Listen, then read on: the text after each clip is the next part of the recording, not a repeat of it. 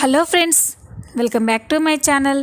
ఈ సీరియల్లో ఏం జరగబోతుందో ముందుగానే తెలుసుకుందాం. ఇక సీరియల్లోకి వెళ్ళినట్లయితే ఆదిత్య సునంద ఒళ్ళో పడుకొని చాలా ఫీల్ అయిపోతూ ఉంటాడు. అమ్మా, ఆనంది నన్ను పట్టించుకోవట్లేదేమోనని బాధగా ఉందమ్మా అనగానే శశికాంత్ సునంద షాక్ అయిపోతారు. రే ఆది, ఏమంటున్నావురా? ఆనంది గురించేనా నువ్వు ఇలా మాట్లాడేది? నిజంగా ఆనందికి నువ్వంటే ఇష్టం లేకపోతే, ప్రేమ లేకపోతే, నువ్వు నడవలేని స్థితిలో ఉండి వీల్చైర్లో ఉన్నప్పుడే నిన్ను వదిలేసి వెళ్ళిపోయేదిరా ఆనంది. కానీ నిన్ను మామూలు మనిషిని చేసుకోవడం కోసం ఆనంది ఎంత కష్టపడిందో, ఎన్ని కష్టాలు పడిందో అన్నీ మర్చిపోయావా అనగానే ఆదిత్య అన్నీ గుర్తు చేసుకుంటూ ఉంటారు. శశికాంత్ ఆదిత్యతో, రే ఆది, ఇప్పుడేవో చిన్న చిన్న సందర్భాలు వచ్చాయని, ఆనంది నిన్ను ప్రేమించట్లేదని, నిన్ను నెగ్లెక్ట్ చేస్తుంది అని నువ్వు అనుకోవడం కరెక్ట్ కాదురా. నిజంగా ఆనంది అలాంటి అమ్మాయి అయితే ఏ రోజో నీతో బంధాన్ని తెంపుకొని వెళ్ళిపోయేది. అలేఖ్య పేరెంట్స్ చెప్పారని అలేఖ్య నిన్ను వదులుకొని వెళ్ళిపోయింది. కానీ ఆనంది మాత్రం తన వాళ్ళు ఎవరు చెప్పినా వినకుండా నిన్ను పెళ్లి చేసుకుంది. నీ జీవితంలోకి వచ్చినప్పటి నుండి నిన్ను మామూలు మనిషిని చేసుకోవడానికి చాలా కష్టపడింది. అలాంటి అమ్మాయి గురించి నువ్వు ఇలా ఆలోచించడమేంట్రా అని అనగానే ఆది కూడా ఆలోచిస్తూ ఉంటాడు. నిజమే కదా, ఆనంది నా కోసం ఎంతో చేసింది. వీల్చైర్కే పరిమితమైన నన్ను మామూలు మనిషిని చేసింది. అలాంటి ఆనంది గురించా నేను ఇలా ఆలోచించేది? సారీ ఆనంది అని మనసులో అనుకొని, సరే అమ్మా, ఆనంది ఈరోజు నా గదిలో పడుకుంటానని వచ్చింది. తను ఒంటరిగా ఉండుంటుంది, నేను వెళ్తాను అని చెప్పగానే సరే నాన్న అని శశికాంత్ సునంద చెప్తారు. ఆది అక్కడి నుంచి వెళ్ళిపోయిన తర్వాత, ఏమండి, వాడి మనసులో ఆనంది మీద ప్రేమ తగ్గిపోయినట్టుంది. ఇప్పుడు మనం వాడి కళ్ళు తెరిపించాం. ఆనంది గొప్పతనం ఆదికి అర్థమయ్యేలా చేశాం. అందుకే తన భార్య దగ్గరికి పరిగెత్తుకుంటూ వెళ్ళాడు అనగానే మనకి కావాల్సింది కూడా అదే కదా సునంద అని ఇద్దరూ సంతోషపడుతూ ఉంటారు. ఆదిత్య గదిలోకి వెళ్ళేసరికే ఆనంది నిద్రపోతూ ఉంటుంది. ఆనందిని చూసి ఆదిత్య చాలా ఫీల్ అయిపోతాడు. సారీ ఆనంది, ఏదో చిన్న విషయం కోసం నిన్ను ఎంతో బాధ పెట్టాను. నువ్వు ఎంత బాధపడ్డావో నాకు అర్థమైంది. సారీ, ఇంకెప్పుడు ఇలా నిన్ను అపార్థం చేసుకోను అని ఆది అనుకుంటూ ఉంటాడు. ఇక నెక్స్ట్ డే ఆదిత్య ఆఫీస్కి వెళ్ళి వస్తూ ఉంటాడు. ఆనంది వర్క్స్ ఏమీ లేకపోవడంతో ఇంట్లోనే ఉంటుంది. ఆదిత్య ఆఫీస్ నుండి ఇంటికి వస్తూ ఉంటే అప్పుడే రోడ్డు పక్కన మల్లెపూలు కనిపిస్తాయి. అది చూసి ఆదిత్యకి ఒక్కసారిగా ఆనందియే గుర్తొస్తుంది. మల్లెపూలు, ఆనందికి ఈ పూలంటే చాలా ఇష్టం. మా ఇంట్లో చెట్టుకి పూచినప్పుడు ప్రతిరోజు మాలగా అల్లుకొని తలలో పెట్టుకునేది. ఇప్పుడు ఇంట్లో చెట్టు పూయడం లేదు కదా, అందుకే ఆనంది ఈ పూలు పెట్టుకోవడం లేదు. ఈరోజు ఆనంది కోసం ఈ పూలు తీసుకెళ్తాను అని ఆదిత్య అక్కడున్న మల్లెపూలని ఆనంది కోసం తీసుకొస్తూ ఉంటాడు. ఇంట్లోకి రాగానే ఆదిత్య ఆ పూలని ఎప్పుడెప్పుడు ఆనందికి ఇవ్వాలి అని చాలా హడావిడిగా గదిలోకి వెళ్తాడు. ఆదిత్య గదిలోకి వెళ్ళేసరికే ఆనంది అప్పుడే తలస్నానం చేసి వచ్చి నెత్తి ఆరబెట్టుకుంటూ ఉంటుంది. ఆదిత్య గదిలోకి వచ్చేసరికే ఆనంది అటు తిరిగి నెత్తి ఆరబెట్టుకుంటూ ఉంటుంది. ఆనంది వెనకాల నుండి అందాలు చూసి ఆదిత్య ఒక్కసారిగా ఫిదా అయిపోతాడు. ఆనందిని అదే పనిగా చూస్తూ ఉంటాడు. ఒక్కసారిగా తేరుకొని, చచా, ఇదేంటి ఆనందిని నేనెందుకు ఇలా చూస్తున్నాను అని వెళ్ళిపోతూ ఉంటాడు. ఇక వెంటనే ఆగిపోయి, అయినా చూస్తే తప్పేంటి, ఆనంది నా భార్యనే కదా, నా భార్యని నేను చూడొచ్చు అనుకొని ఆనందిని చూస్తూ ఉంటాడు.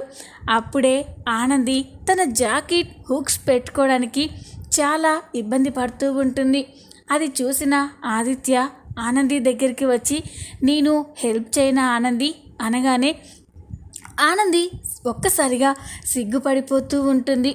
ఇక సిగ్గుపడుతూనే తల ఊపుతుంది. దాంతో ఆదిత్య ఆనంది జాకెట్ హుక్స్ పెడుతూ ఉంటాడు. ఆనంది ఒక్కసారిగా ఉలిక్కి పడుతుంది.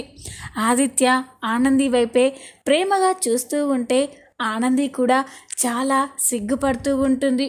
అప్పుడే ఆదిత్య ఆనంది నీకోసం ఒకటి తెచ్చాను అనగానే ఏంటి ఆదిత్య గారు అది అని అంటుంది. ఇదిగో మల్లెపూలు, ఈ మల్లెపూలు అంటే నీకు చాలా ఇష్టం కదా, అందుకే ఈరోజు స్వయంగా నేనే కొనుక్కొని తీసుకొచ్చాను అని చెప్పగానే ఆనంది చాలా సిగ్గుపడుతుంది. ఇదిగో ఆనంది ఈ పువ్వులు పెట్టుకో అనగానే ఆనంది అదేంటి ఆదిత్య గారు, ఆ పువ్వులు తెచ్చింది మీరే కదా, మీరే నా తల్లో పెట్టండి అని సిగ్గుపడుతూ ఉంటే ఆదిత్య కూడా చాలా సంతోషపడుతూ ఉంటాడు. ఇక ప్రేమగా ఆనంది తలలో మల్లెపూలు పెట్టి ఆనందికి దగ్గరవ్వబోతూ ఉంటాడు. అప్పుడే ఒక్కసారిగా అలేఖ్య అక్కడికి వస్తుంది. అక్క అని వచ్చేసరికి అక్కడ ఆదిత్య ఆనంది ప్రేమగా ఉండడం చూసి అలేఖ్య ఒక్కసారిగా షాక్ అయిపోతుంది. అలేఖ్య గదిలోకి రావడంతో ఆదిత్య ఆనంది ఒక్కసారిగా దూరం జరుగుతారు. ఆదిత్య అయితే ఈ అలేఖ్య మధ్యలో ఎప్పుడు డిస్టర్బ్ చేస్తూనే ఉంటుంది అని అనుకుంటూ ఉంటాడు. ఆనంది కూడా దివ్య సరైన సమయానికి వచ్చింది, ఇన్ని రోజులకి ఆదిత్య గారు నాతో మొదటిసారి ప్రేమగా ఉన్నారు అని ఆనంది అనుకుంటూ ఉంటారు. అలేఖ్య మాత్రం ఆదిత్య ఆనంది ప్రేమగా ఉండడం చూసి కోపంతో రగిలిపోతూ ఉంటుంది. పైకి మాత్రం నవ్వుతూ ఉంటుంది. ఇక ఆదిత్య ఆనంది నేను కిందుంటాను, నాకు కాఫీ తీసుకురా అని చెప్పి అక్కడి నుంచి వెళ్ళిపోతాడు. ఇక ఆనంది ఏంటి దివ్య అలా ఒక్కసారిగా గదిలోకి రావచ్చా, రాకూడదు కదా అనగానే ఇక అలేఖ్య అదేంటక్క నేను నీ గదిలోకి రావద్దా, ఎప్పుడు నీ గదిలోకి వస్తాను కదా, అందుకే ఇప్పుడు కూడా మామూలుగానే వచ్చాను అనగానే అది కాదు దివ్య, నేనొక్కదాన్ని ఉన్నప్పుడు నువ్వు ఎలాగైనా ఎప్పుడైనా ఈ గదిలోకి రావచ్చు, కానీ మీ బావగారు ఉన్నప్పుడు అలా రాకూడదు కదా అని చెప్పగానే అలేఖ్య మనసులో కోపంతో రగిలిపోతూ ఉంటుంది. నేనిప్పుడు వచ్చి వీళ్ళిద్దరి ఏకాంతాన్ని భంగం చేశానని ఆనంది ఇలా మాట్లాడుతుంది. ఆదిత్య కూడా నా పైన కోపంగా చూస్తూ ఇక్కడి నుంచి వెళ్ళిపోయాడు అంటే ఆదిత్యకి ఆనంది మీద ఇంకా ప్రేమ ఉందన్నమాట అని అలేఖ్య ఆలోచిస్తూ ఉంటే ఏంటి దివ్య ఏం ఆలోచిస్తున్నావు, బాగా గుర్తుంచుకో, నేను మీ బావగారు ఈ గదిలో ఉన్నప్పుడు నువ్వు ఎప్పుడు పడితే అప్పుడు ఈ గదిలోకి రాకూడదు చెప్తున్నాను అని వార్నింగ్ ఇచ్చినట్లు మాట్లాడడంతో అలేఖ్య ఒక్కసారిగా షాక్ అయిపోతుంది. సరే అక్క నువ్వు చెప్పినట్టే ఈ గదిలోకి బావగారు ఉన్నప్పుడు రాన్లే అని అంటుంది. చూడు దివ్య కొన్ని అర్థం చేసుకోవాలి, మన వల్ల ఎదుటి వారికి ఇబ్బంది కలగకూడదు కదా అని ఆనంది అలేఖ్యతో చెప్తూ ఉంటే నాకు తెలుసు ఆనంది, నువ్వు నీ భర్త ప్రేమగా ఉన్నారని నేను రావడం వల్ల అది చెడిపోయిందని అంటున్నావు కదా, చెప్తాను నీ సంగతి అని అలేఖ్య అనుకుంటుంది. జీవన గదిలో ఆలోచిస్తూ ఉంటుంది.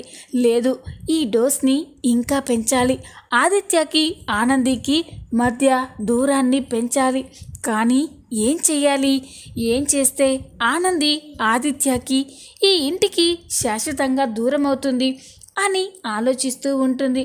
అప్పుడే అలేఖ్య కోపంగా జీవన దగ్గరికి వెళ్తుంది. అలేఖ్య కోపంగా ఉండడం చూసి జీవన ఏంటి అలేఖ్య ఏం జరిగింది, అలా మొహం పెట్టావేంటి అనగానే లేదు జీవన, ఇక నేను తట్టబుట్ట సర్దుకొని మా వాళ్ళ దగ్గరికి వెళ్ళిపోతాను అని చెప్పగానే ఏమైంది అలేఖ్య, నీకేమైనా పిచ్చి పట్టిందా, ఇంత చేసింది దేనికోసం, నువ్వు వెళ్ళిపోవడం కోసమా, నువ్వు ప్రాణంగా ప్రేమించిన బావగారిని వదిలేసి ఎలా వెళ్తావు అని అంటూ ఉంటే అలేఖ్య బాధపడుతూ ఉంటుంది. జీవన మనసులో ఇదేంటి, దీనికి ఏమైంది, ఉన్నట్టుండి ఇంట్లో నుండి వెళ్ళిపోతాను అంటుంది. ఇది ఇంట్లో నుండి వెళ్ళిపోతే ఆ కుట్టిని ఇక జీవితంలో ఆదిత్య జీవితంలో నుండి ఈ ఇంట్లో నుండి పంపించేయలేను అని అనుకుంటూ ఉంటుంది. ఇక అలేఖ్య ఏం చెప్పమంటావు జీవన, ఆదిత్యని ఆనందిని విడదీయాలని మనం ఎన్నో కుట్రలు పడినాం, చేయరాని పనులు చేశాం. కానీ వాళ్ళిద్దరి మధ్య బంధం రోజు రోజుకి పెరుగుతుంది కానీ కొంచెం కూడా తగ్గడం లేదు అని చెప్పగానే, ఏంటలేఖ్య ఏమంటున్నావు నువ్వు, బావగారి మనసులో అలేఖ్య మీద ఉన్న ప్రేమం కొంత కొంత తగ్గిపోతుంది కదా అని అంటే, లేదు జీవన, అదంతా మన అపోహ. ఆది ఆనందికి రోజు రోజుకి దగ్గరవుతున్నాడు అని చెప్పగానే, అసలు ఏం జరిగింది విషయం చెప్పు అని అంటుంది. ఇక అలేఖ్య గదిలో తను చూసిన విషయం మొత్తం కూడా జీవనతో చెప్తూ ఉంటుంది. ఈరోజు ఆదిత్య ఆనంది కోసం ప్రేమగా మల్లెపూలు తెచ్చాడు. ఇద్దరు ప్రేమగా ఉన్నారు. అది చూసి నా కడుపు ఎంత రగిలిపోయిందో తెలుసా. అది చూసినా కూడా ఇంకా ఆది నా వాడవుతాడని నేను ఎలా అనుకోను జీవన అనగానే, జీవన ఒక్కసారిగా షాక్ అయిపోతుంది. ఏంటలేఖ్య, నువ్వు చెప్తుంటే నమ్మలేకపోతున్నాను. బావగారు మనసు విరిగిపోవాలనే కదా నిన్నటి వరకు మనం ఆనంది పైన ఉన్నవి లేనివి కల్పించి చెప్పాం. మళ్ళీ ఆనందితో అంత ప్రేమగా ఉండడం ఏంటి అని అంటే, అవును జీవన, నా కళ్ళతో నేను చూశాను. అంతేకాదు, నేను వాళ్ళ ఏకాంతాన్ని భంగం చేసినందుకు ఆనంది ఆదిత్య కూడా నా వైపు కోపంగా చూశారు. దీన్ని బట్టి నాకు అర్థమైంది ఆది ఎప్పటికీ నా వాడు కాడు అని. అందుకే నేను ఇక్కడి నుంచి వెళ్ళిపోతాను జీవన అని అంటుంది. అలేఖ్య, నీకేమన్నా పిచ్చి పట్టిందా, నా మాట విను. ఇంకా త్వరలోనే బావగారిని నీకు అప్పగించేస్తాను అని చెప్పగానే, లేదు జీవన అని అంటూ ఉంటుంది. నేను చెప్పేది విను అలేఖ్య అనగానే, చూడు జీవన, ఇక నేను ఉండాలంటే ఒకే ఒక్క మార్గం ఉంది. అది కష్టంతో కూడిన పనైనా కూడా మనం చేసి తీరాలి. అప్పుడే ఆది నా సొంతమవుతాడు. అప్పటి వరకు ఆది ఆనందిని వదులుకోలేడు అని చెప్పగానే, జీవన ఏంటలేఖ్య, ఏం ప్లాన్ చేశావు అనగానే, జీవన, ఆనంది ఉన్నంత వరకు ఆది నా వాడు కాలేడు. ఆది నా వాడు కావాలి అంటే ఆనంది ఉండకూడదు అనగానే, ఎక్కడ లెక్క, ఈ ఇంట్లోనా అనగానే, లేదు జీవన, ఈ లోకంలోనే ఆనంది ఉండకూడదు. ఆనందిని శాశ్వతంగా పైకి పంపించేయాలి. అప్పుడే నేను అనుకున్నది నెరవేరుతుంది. ఆదిత్య నా వాడవుతాడు అనగానే జీవన ఒక్కసారిగా షాక్ అయిపోతుంది. ఇదేంటి, ఇది నాకంటే వైలెంట్గా ఉంది, ఒకేసారి ఆ కుట్టిని చంపేయాలని చూస్తుంది ఏంటి అని అనుకుంటూ, ఇది కూడా ఒకందుకు మంచిదేలే, ఆనందిని ఇలా ప్లాన్ చేసి ఎప్పటికీ బయటికి పంపించలేం. అదే ఈ అలేఖ్య చెప్పినట్టు దాన్ని చంపిస్తే ఇక ఎవ్వరికి ఏ ప్రాబ్లం ఉండదు. మెల్లగా అలేఖ్యాని కూడా ఈ ఇంట్లో నుంచి పంపించేస్తే అప్పుడు ఈ ఇల్లంతటికీ కూడా నేనే వారసురాలనవుతాను. ఈ ఇంట్లో వాళ్ళంతా నా చెప్పు చేతల్లో ఉంటారు. ఎస్, ఇదే సరైన టైం, ఆనందిని చంపేయాలి అని ఆలోచిస్తూ ఉంటుంది. ఏంటి జీవన చెప్పు, నేను చెప్పిన ప్లాన్కి ఓకే అంటేనే నేను ఇక్కడ ఉంటాను, లేకపోతే నేను వెళ్ళిపోతాను అని అనగానే, అలేఖ్య ఏంటి, నువ్వు నా చెల్లెలు లాంటి దానివి, నా చెల్లెలి జీవితం అన్యాయం అయిపోతూ ఉంటే నేను చూస్తూ ఎలా ఊరుకుంటాను చెప్పు. సరే, నువ్వు చెప్పినట్టే ఆ ఆనందిని లేపేయడానికి మనుషులని ఏర్పాటు చేస్తాను, నువ్వు ధైర్యంగా ఉండు అని చెప్పగానే, అలేఖ్య చూడు జీవన, ఎట్టి పరిస్థితుల్లో ఈ ప్లాన్ అన్సక్సెస్ఫుల్ కావద్దు, సక్సెస్ఫుల్గా ఆనందిని చంపేయాలి అని చెప్పగానే, జీవన సరే అని తన ఫోన్ తీసుకొని కొంతమంది రౌడీలకి ఫోన్ చేస్తుంది. ఇక రౌడీలకి ఆనంది ఫోటో పంపించి ఆనందిని చంపేయమని చెప్తుంది. తర్వాత జీవన, అది కాదా లేఖ్య, ఆనంది పక్కన ఎప్పుడు నీ లవర్ ఉంటాడు కదా, మరి బావగారు ఉండగా ఆనందిని చంపించడం అంటే చాలా కష్టం కదా అనగానే, చూడు జీవన, అది నేను చూసుకుంటాను. రేపు ఆనంది ఒంటరిగా ఆఫీస్కి వెళ్ళేలా నేను ఏర్పాటు చేస్తాను. కానీ ప్లాన్ మాత్రం అస్సలు ఫెయిల్ అవ్వకూడదు అని చెప్పగానే, సరే అలెక్య, నువ్వు ఇంత బాగా ఆనందిని ఒంటరిగా బయటికి పంపిస్తావు అంటే ప్లాన్ ఎందుకు ఫెయిల్ అవుతుంది చెప్పు. నేను ఏర్పాటు చేసిన రౌడీలు మామూలు వాళ్ళు కాదు. మన ప్లాన్ సక్సెస్ అవుతుంది. రేపు ఈ పాటికి ఆనంది చేస్తుంది, ఆదిత్య నీ వాడవుతాడు అని చెప్పగానే అలెక్య మురిసిపోతూ ఉంటుంది. ఇంతలోనే ఉదయం అవుతుంది.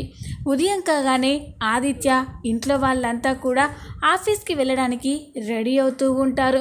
అప్పుడే జీవన, అలెక్య నీ ప్లాన్ని స్టార్ట్ చేయి అనగానే, ఆనంది వస్తున్నాను ఆదిత్య గారు అని బయటికి వస్తూ ఉంటుంది. అప్పుడే అలెక్య, అక్క ఈరోజు నువ్వు ఆఫీస్కి వెళ్ళొద్దు అని అంటుంది. అది విని అందరూ ఒక్కసారిగా షాక్ అయిపోయి చూస్తూ ఉంటారు. ఇక సునంద, దేనికి, మీ అక్క కూడా నీతో పాటు ఇంట్లో ఉండాలా అనగానే, లేదు ఈరోజు నాకు ఒంట్లో బాగాలేదక్క, పొద్దున్నుండి తలనొప్పిగా ఉంది, అందుకే నువ్వు ఇంట్లో ఉండక్క, నువ్వు లేకపోతే నాకు ఏదోలా ఉంటుంది అని నాటకం ఆడుతూ ఉంటుంది. అలేఖ్య అలా బాధగా మాట్లాడేసరికి ఆదిత్య కూడా నిజమే అని నమ్ముతాడు. పాపం అలేఖ్యకి గతం గుర్తొస్తున్నట్టుంది, అందుకే తలనొప్పిగా ఉందని చెప్తుంది. ఆనందిని ఈరోజు ఇంట్లోనే ఉంచడం మంచిది అని చెప్పి, ఆనంది దివ్యకి ఒంట్లో బాగాలేదు అంటుంది కదా, నువ్వు ఇంటి దగ్గరే ఉండు, మేము ఆఫీస్కి వెళ్ళి వర్క్ ఫినిష్ చేసి వస్తాం అని చెప్పగానే, ఇక ఆనంది కూడా అది కాదు ఆదిత్య గారు అని అంటూ ఉంటే, ఇంకేం చెప్పక ఆనంది, దివ్యని దగ్గరుండి చూసుకో అని ఆదిత్య, సునంద, శశికాంత్, చైతన్య ఆఫీస్కి వెళ్ళిపోతారు.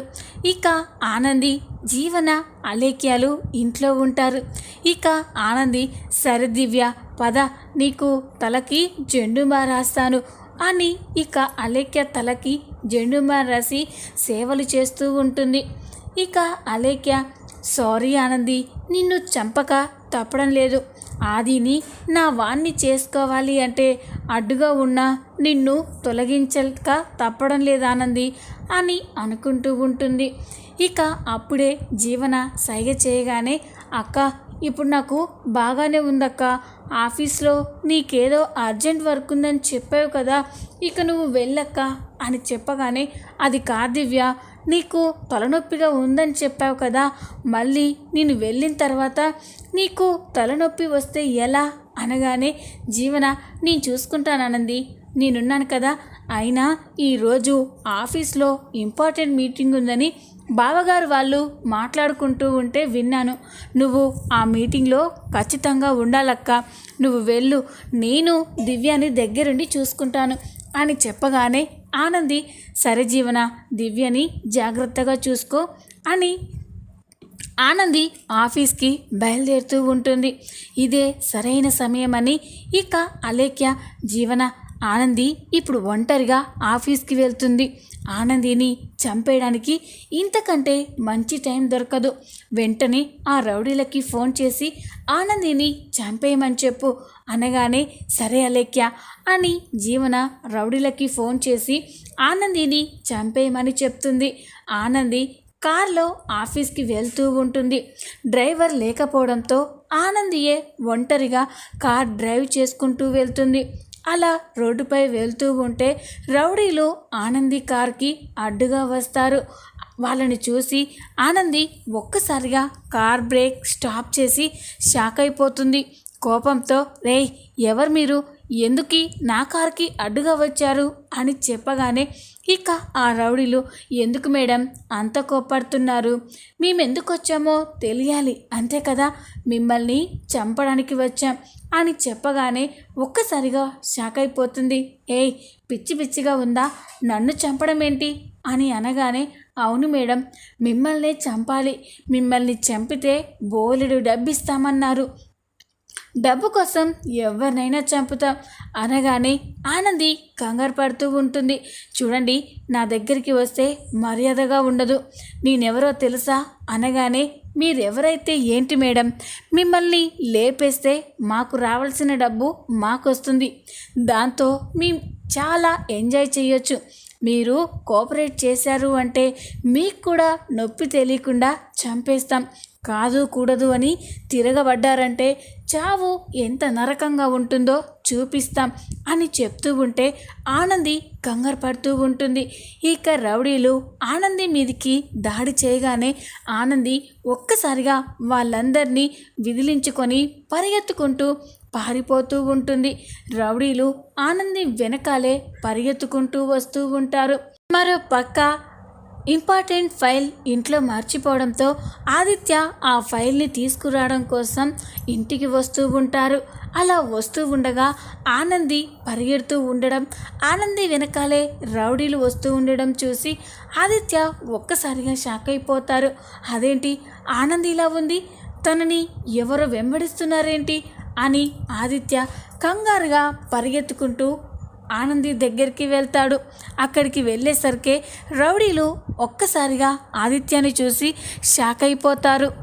ఇక ఆనంది ఏడుస్తూ, ఆదిత్య గారు, ఈ రౌడీలు నన్ను చంపడానికి నా వెంట పడుతున్నారు అనగానే ఆది ఒక్కసారిగా షాక్ అయిపోతాడు.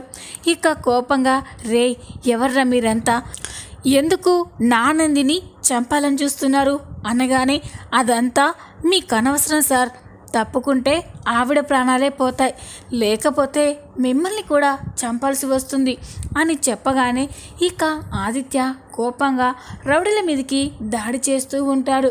ఇక ఆదిత్య రౌడీలతో ఫైట్ చేస్తూ ఉంటాడు. ఆదిత్య దెబ్బలు తట్టుకోలేక రౌడీలు అక్కడి నుంచి పారిపోతారు. మరి చూద్దాం రాబోయే ఎపిసోడ్స్లో ఏం జరగబోతుందో. ఈ వీడియో కనుక మీకు నచ్చినట్లయితే లైక్ చేయండి, సబ్స్క్రైబ్ చేసుకోండి. Thanks for watching.